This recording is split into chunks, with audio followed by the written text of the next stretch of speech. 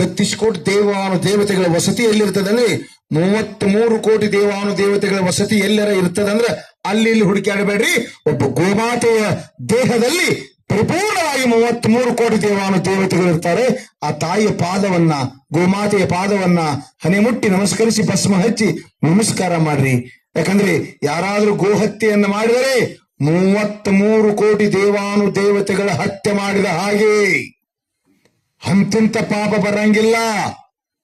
ಸಾವಿರಾರು ಜನ್ಮ ಬಂದ್ರೂ ಆ ಪಾಪ ಕಳ್ಕೊಳಕ್ ಆಗಂಗಿಲ್ಲ. 33 ಕೋಟಿ ದೇವಾನು ದೇವತೆಗಳ ಹತ್ಯೆ ಆಗುತ್ತದೆ. ಹಂಗಾಗಬಾರದು.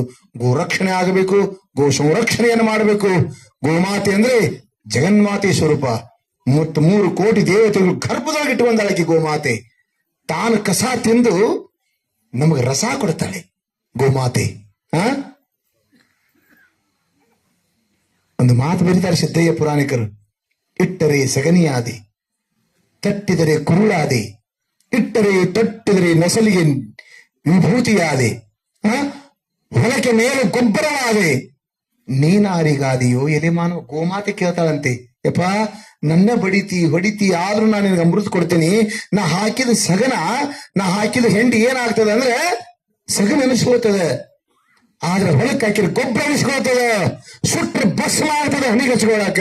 ಇವತ್ತು ಹಾನಗಲ್ಲ ಗುರುಕುಮಾರ ಶಿವಯೋಗಿಗಳು, ಶಿವಯೋಗ ಮಂದಿರದಲ್ಲಿ ಹಾನಗಲ್ಲ ಗುರುಕುಮಾರ ಶಿವಯೋಗಿಗಳು ಇವತ್ತು ಕ್ರಿಯಾಗಟ್ಟಿಯನ್ನು ತಯಾರು ಮಾಡ್ತಾರೆ. ಅಂದ್ರೆ ಗೋಮಾತೆಯ ಪ್ರಸಿದ್ಧವಾದ ಸಗಣಿಯಿಂದ ಇವತ್ತು ಕ್ರಿಯಾಗಟ್ಟಿ ವಿಭೂತಿಯನ್ನು ತಯಾರು ಮಾಡ್ತಾರೆ. ಪುಣ್ಯಾತ್ಮರೇ, ಆ ಭಸ್ಮವನ್ನು ನಮ್ಮ ಮನೆಗೆ ಲೇಪನ ಮಾಡ್ಕೋತೀವಿ.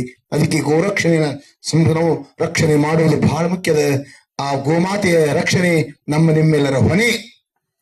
ಅದಕ್ಕೆ ಯಾರು ನಿಮ್ಮ ಮನೆಗೆ ಊರೋಗ್ಬಿಟ್ಟಿರ್ತಕ್ಕಂಥ ಶಿವಿ ಅಂತ ಇರ್ತದೆ ಗೋಮಾತೆ, ನಿಮ್ಮ ಮನೆ ಬಾಕಲಿಗೆ ಬಂತಂದ್ರೆ ವಿಭೂತಿ ಹಚ್ಚಿರಿ, ಕುಂಕುಮ ಹಚ್ಚಿರಿ, ನಮಸ್ಕಾರ ಮಾಡ್ರಿ. ಹಂಗ ಕಳಿಸ್ಬೇಡ್ರಿ. ಒಂದು ರೊಟ್ಟಿ ಹಾಕ್ರಿ, ನಿಮ್ಮ ಮನೆಯೊಳಗೆ ಏನಿರ್ತದೆ ಅದು ತಿನಿಸಿ ಕಳಿಸ್ರಿ.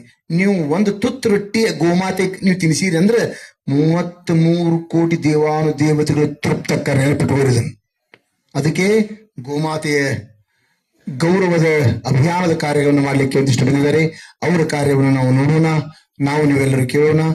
ಆಮೇಲೆ ತದನಂತರ ಅಪ್ಪ ಅವರ ಒಂದು ಅಭಿನಂದನಾ ನುಡಿಗಳು ಇರ್ತವೆ. ಆಮೇಲೆ ಮಹಾಮಂಗಲ, ಎಲ್ಲರಿಗೂ ಮಹಾಪ್ರಸಾದ.